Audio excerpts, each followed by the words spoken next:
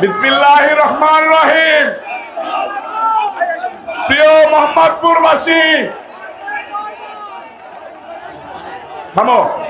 প্রিয় মোহাম্মদপুরবাসী, আজকের এই সমাবেশ মোহাম্মদপুরের সমাবেশ, মাগুরার সমাবেশ, বিএনপির ভারপ্রাপ্ত চেয়ারম্যান তারেক রহমান সাহেবের ৩১ দফা বাস্তবায়নের সমাবেশ। এই ৩১ দফার কাগজগুলো যাদের কাছে গেছে হাত তুলে দেখান তো, দেখান। এটাই বিএনপির ভারপ্রাপ্ত চেয়ারম্যান তারেক রহমান সাহেবের ৩১ দফা মাগুরা ২ আসনের রূপকার, সাবেক সংসদ সদস্য, মাগুরা জেলা বিএনপির সভাপতি কাজী সালিমুল্লাহ কামালের পক্ষ থেকে মোহাম্মদপুরবাসীকে এই ৩১ দফা উপহার। প্রিয় উপস্থিতি, দাঁড়াও ভাই, দাঁড়াও দাঁড়াও।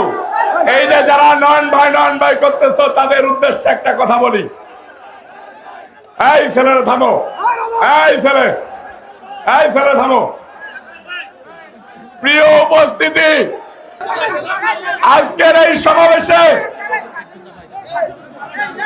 এই যে যারা উপস্থিত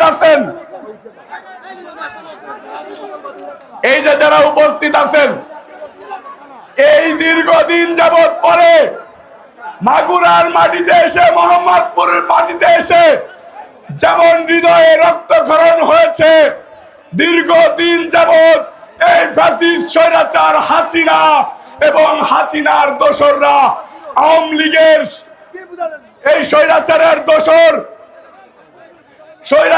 দোসর পুলিশের গুন্ডা বাহিনীরা যখন আমাদেরকে নির্মম ভাবে হত্যা করার উদ্দেশ্যে গুলি করেছে, আমাদেরকে মা বাবার কাছে আসতে দেয় নাই, আত্মীয় স্বজনের কাছে আসতে দেয় নাই, এই মোহাম্মদপুরে আসতে দেয় নাই।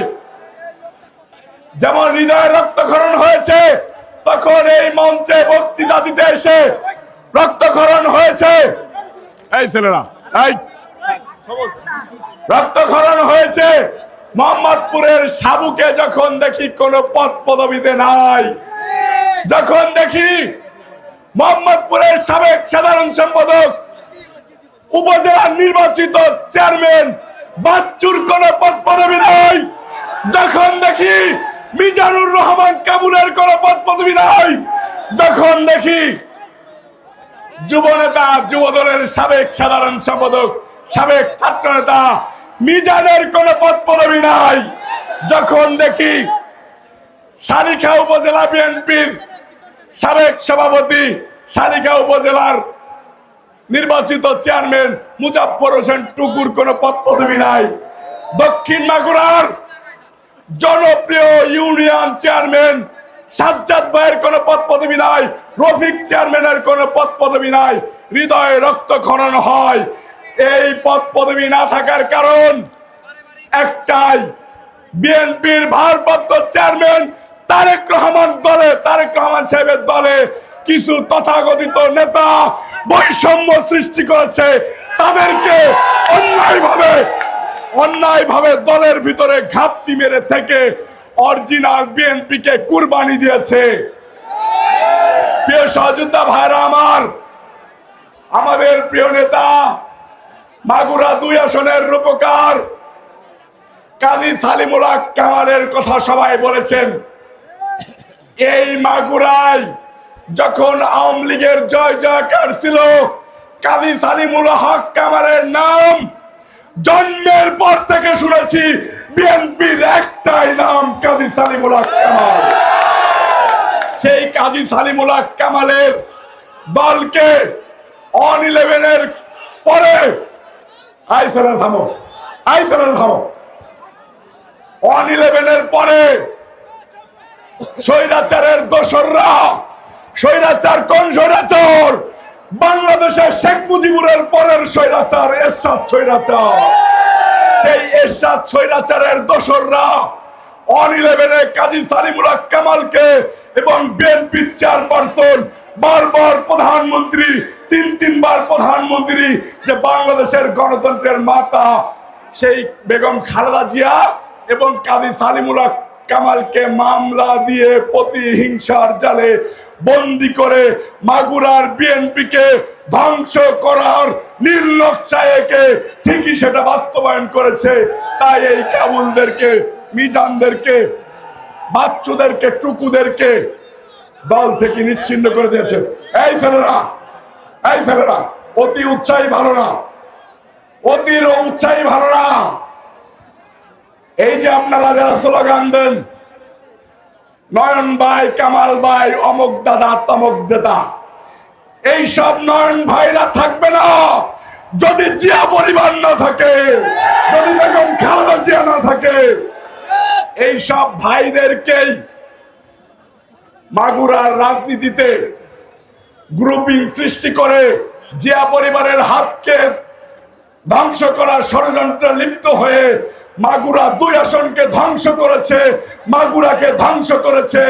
সেই ধ্বংসলীলা থেকে, এই ভূমি লীলা থেকে কাজী সালিমুল হক কামালের নেতৃত্বে আজকে এই মঞ্চে বঞ্চিত নেতারা ঐক্যবদ্ধ হয়েছে।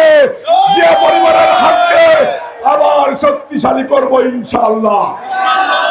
প্রিয় সহযোদ্ধা ভাইরা আমার, মাগুরার মাটি আমার শরীরে গাথা, আমি এই মাটির সন্তান, এখানেই আমার জন্ম, এটাই আমার দল।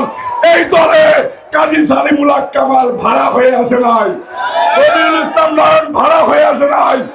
যারা এই দলে ভাড়া হয়ে এসেছে, যারা এই দলে অনুপ্রবেশ করে এই দলকে ধ্বংস করতে চায়, তাদেরকে কাজী সালিমুল হক কামালের নেতৃত্বে দাঁত ভাঙার জবাব দেব ইনশাআল্লাহ। প্রিয় সহযোদ্ধা ভাইরা আমার, আমি রবিউল ইসলাম নয়ন, আমার পিতা এখানে উপস্থিত, জেল খেটেছেন। আমার সহধর্মিনী উপস্থিত, জেল খেটেছেন। আমার শ্বশুর বাড়ির লোকজনরাও জেল খেটেছেন। আমার মাথায় কারেন্টে শর্ট দেওয়া হয়েছে, গুলি করা হয়েছে, পায়ের নখ উপড়ে উঠে ফেলে দেওয়া হয়েছে। মৃত্যু ভেবে ঢাকা মেডিকেলে পোস্টমর্টমে পাঠানো হয়েছে। একটা স্লোগান আমরা, এরপরেও কিন্তু আমরা থেমে যাই নাই। স্বৈরাচার হাজিরা বিরোধী আন্দোলন করেছি 17 বছর, বিদায় ঘটিয়েছি 17 বছরের মাথায় 5 আগস্টে। এবার হলো দলের ভিতরে যারা ঘাপটি মেরে থেকে দলকে ক্ষতিগ্রস্ত করতে চায়, তাদের বিরুদ্ধে যুদ্ধ ঘোষণা করলাম। এই যুদ্ধের শেষ হবে শহীদ রাষ্ট্রপতি জিয়াউর রহমানের সুযোগ্য উত্তরসূরি বিএনপির ভারপ্রাপ্ত চেয়ারম্যান তারেক রহমানকে মাগুরা 2 আসন উপহার দিয়ে শেষ হবে ইনশাআল্লাহ।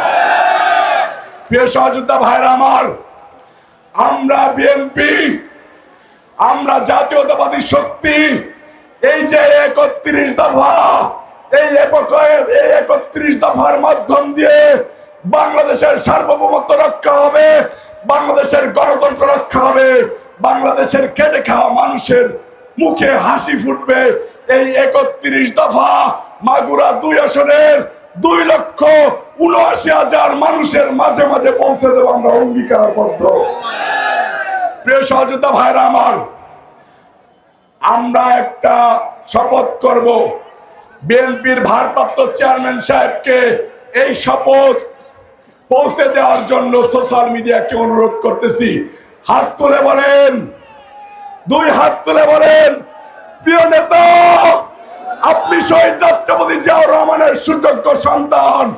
এই মাগুরার বুকে আপনাকে, আপনার দলকে ধ্বংস করার জন্য যারা ঐক্যবদ্ধ হয়েছে, আমরাও এই মঞ্চের থেকে শপথ করে ঐক্যবদ্ধ হচ্ছি। ইনশাআল্লাহ মাগুরা 2 আসন আপনাকে উপহার দেব। আপনার নেতৃত্বে বাংলাদেশ চলবে, আপনি বাংলাদেশের প্রধানমন্ত্রী হবেন। এই মাগুরা 2 আসনও ধানের শীষের প্রার্থী জয়যুক্ত হবে ইনশাআল্লাহ। সকলকে ধন্যবাদ জানিয়ে আমি আমার সংক্ষিপ্ত বক্তব্য শেষ করতেছি। বাংলাদেশ জিন্দাবাদ, বাংলাদেশ জাতীয়তাবাদী যুবদল জিন্দাবাদ। মাগুরা 2 আসন জিন্দাবাদ। শহীদ রাষ্ট্রপতি জিয়াউর রহমান অমর হোক। দেশনেত্রী বেগম খালেদা জিয়া জিন্দাবাদ। 20 কোটি মানুষের কণ্ঠস্বর, যার মুখ দিয়ে বাংলাদেশ আশা আকাঙ্ক্ষা দেখে, যার দিকে তাকিয়ে আছে পুরো জাতি, পুরো দেশ, যার নেতৃত্বে এই স্বৈরাচার হাসিনার পতন হয়েছে, সেই প্রিয় নেতা বিএনপির ভারপ্রাপ্ত চেয়ারম্যান তারেক রহমান সাহেব জিন্দাবাদ। তারেক রহমান সাহেব জিন্দাবাদ। তারেক রহমান বীরের বেশে আজকে বীরে বাংলাদেশে মহামাটি ডাকছে।